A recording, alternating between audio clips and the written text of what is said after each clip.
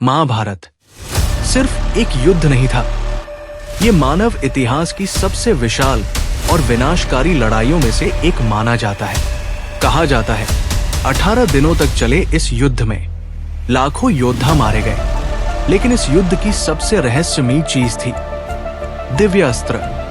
ये सामान्य हथियार नहीं थे, इन्हें मंत्रों से चलाया जाता था और इनकी शक्ति प्रकृति के नियम बदल सकती थी।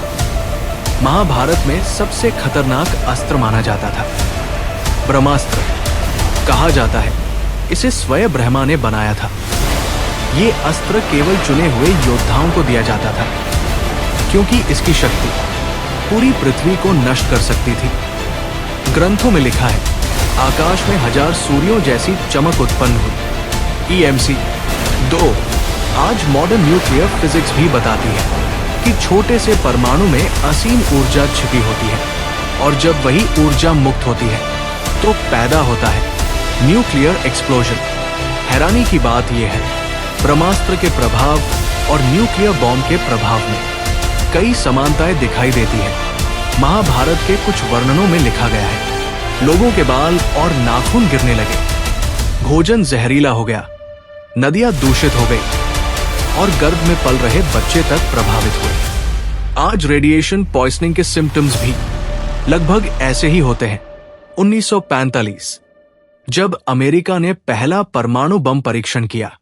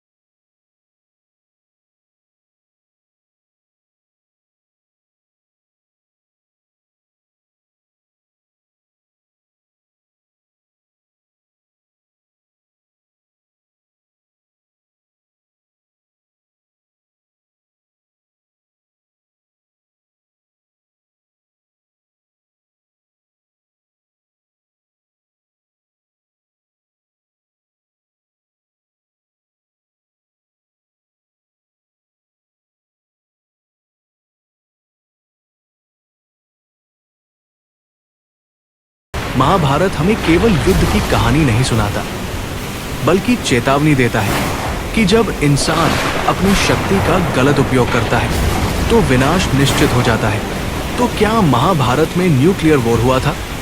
शायद या शायद नहीं, लेकिन एक बात तय है, महाभारत में वर्णित विनाश आज की दुनिया को डराने के लिए काफी है, क्योंकि जिस शक्ति को पाने के लिए मानव हजारों साल से संघर्ष कर रहा है, हो सकता है हमारे पूर्वज उसे पहले ही देख चुके हों।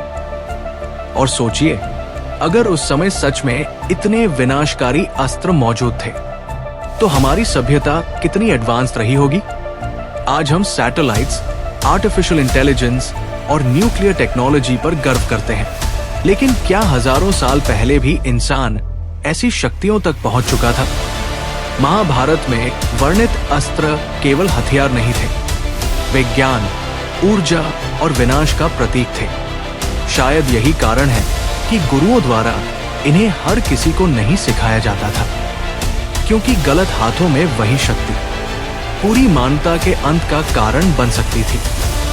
और अगर हम ध्यान से देखें तो आज की दुनिया भी उसी मोड़ पर खड़ी दिखाई देती है, जहां विज्ञान लगातार शक्तिशाली होता जा रहा है। कुरुक्षेत्र की धरती पर जब शंख बजे होंगे तो शायद किसी ने कल्पना भी नहीं की होगी कि ये युद्ध आने वाले हजारों वर्षों तक रहस्य बना रहेगा। महाभारत केवल राजाओं की लड़ाई नहीं थी, ये अहंकार, शक्ति, धर्म और विनाश की कहानी थी। एक ऐसी कहानी जहां इंसान ने देवताओं जैसी शक्तियां पाने की कोशिश की। कहा जाता है कि उस समय के योद्धा केवल शारीरिक बल से नहीं लड़ते थे, उनके पास ऐसे अस्त्र थे जिन्हें साधारण मनुष्य समझ भी नहीं सकता था। अग्न्यास्त्र, वायव्यास्त्र, नागास्त्र और सबसे भयावह ब्रह्मास्त्र। लेकिन इंसान की सोच अब भी युद्ध और विनाश से पूरी तरह मुक्त नहीं हुई।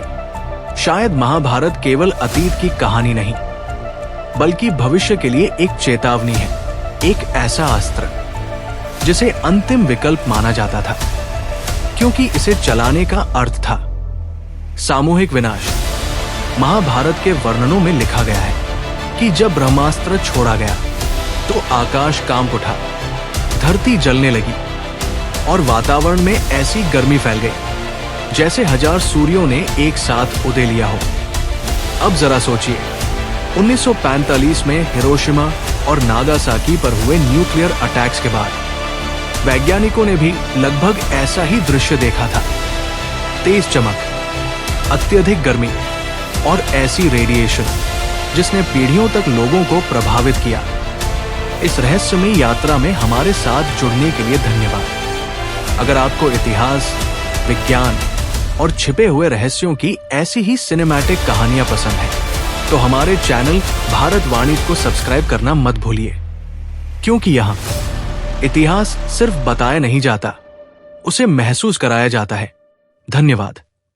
भारतवाणी, तो भारतवाणी को सब्सक्राइब करें, क्योंकि अगली बार हम जानेंगे